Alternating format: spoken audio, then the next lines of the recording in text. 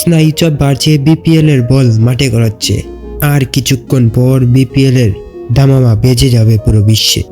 আলোচনা সমালোচনাকে পেছনে ফেলে এবারের বিপিএল কতটা সফল হবে একমাত্র সময়ই বলে দিতে পারে।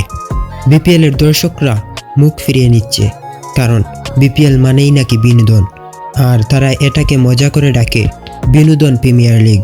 পুরো বিশ্বে এখন নানান ফ্র্যাঞ্চাইজি লিগ, তবে মাঠে গড়ানোর আগে মানুষ মুখিয়ে থাকে কখন এই লিগগুলা শুরু হবে।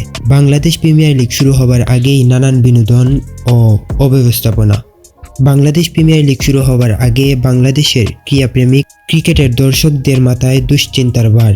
এবার বিপিএল কেমন হবে? আবার কি নতুন বিনোদন আসবে?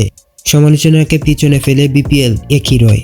বিপিএল মাঠে গড়ানোর আগের দিন থেকেই শুরু হয়েছে নতুন নাটক, আর সেই নাটকগুলোকে পিছনে ফেলে আজ বিপিএল মাঠে গড়াবে।